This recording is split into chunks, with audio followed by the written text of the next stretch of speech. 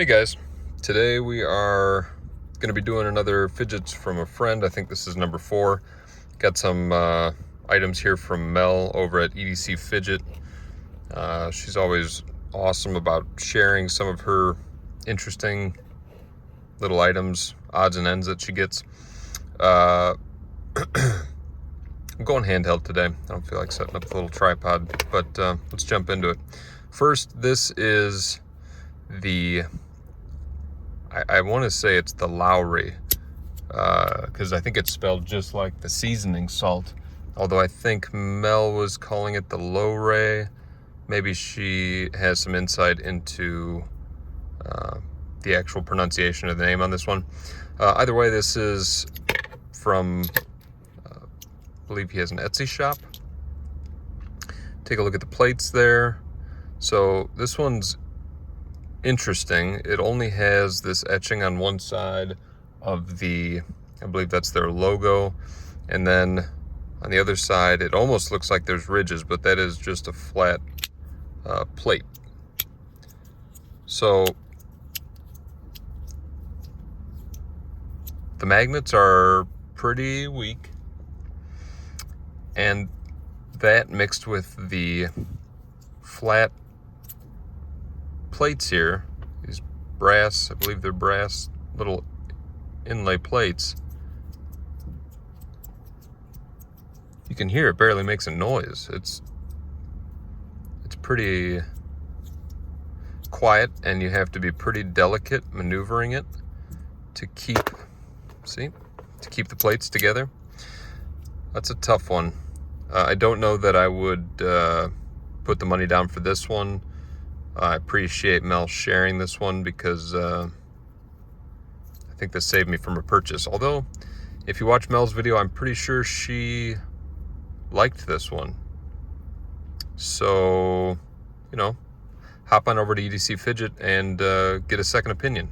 Always get a second opinion. Interesting. Then we got the XLock.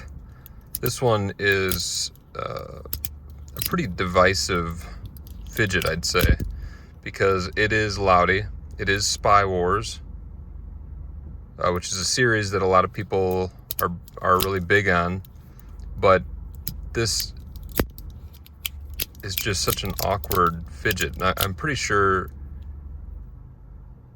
I figured out how it should be used, but it doesn't really make it any better for me. I think it's a pinch and a pull. Pinch, pull, push. Pinch, pull, push. A lot of people I saw were trying to go like push that out, push it back in or something. I mean, there's different ways to do all these things. See, I just found another one. But awkward as hell. I like sliders and fidgets that are gonna lay flat in my pocket, or in my pocket, or in a bag or something. I've got a couple of these. So this is just kind of an awkward piece.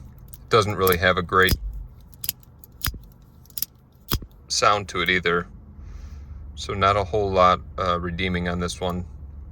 If you're very into Lowry and you're a Spy Wars completist, I know Preston over at Big Mitts and Fidgets said he's got to have every Spy Wars item that comes out.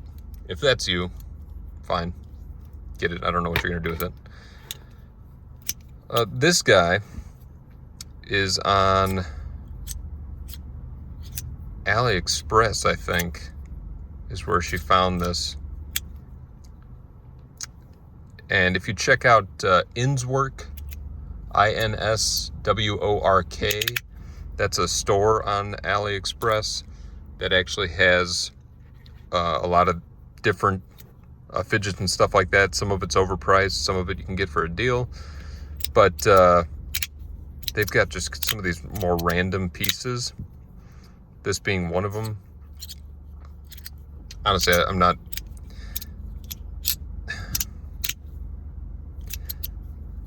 This one could be half good, but there's a problem with it, and I don't know if it's put together incorrectly, and that's part of the problem with buying one of these, is the quality control from these other companies that aren't, you know, Mackie or AC, EDC, or your Magnus and Compiform, is there's no quality control. So you get these, and right there, look at that, right at the end. So if you push it all the way, it jumps. Something is off. I don't know if those last two magnets on the track are incorrectly, but you've got these two little posts that ride that little track on the back. Right when you get there, it fights those little posts. So I want to say that those two magnets are incorrectly, which is such a bummer, because otherwise it's halfway decent, and it's got this little extra piece here that does a turn. You can go down. So that's a bummer. I think if they had put it together correctly, there could be something to it. It is a little big. It's a little too big for what I thought it was going to be, because if it was just a little smaller, you'd be able to more easily manage it in the hand, because I thought you could get it up and maybe do a couple rotations with it or something, but it just, my thumb's not big enough personally, and so it pulls that pin out. So it's maybe a little bigger than what I hoped it would be, and then maybe not put together correctly, creating some issues with that one, but interesting. All right. Move on over here to this little case. This was not from Mel, but I'm gonna do a little review on that one later. The danger button from, I believe this is Wanwu. This is like one of those little, reminds me of some toy from when I was younger, but it doesn't actually click. It's almost like you're pushing air out of a little chamber to get that to decompress. So you just get this little, like, yeah, I don't know, this weird little sound.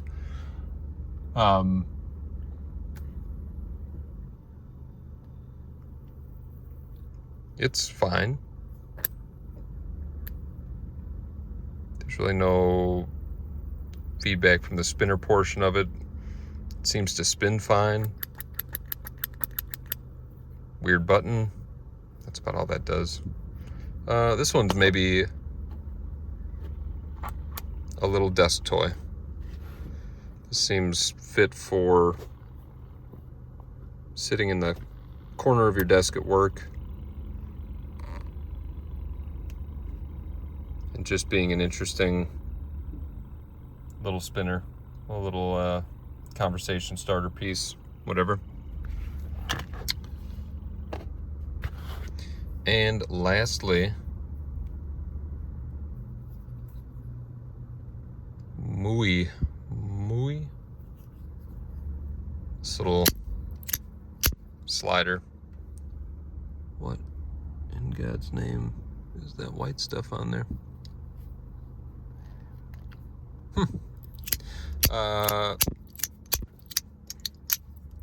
Pretty simple.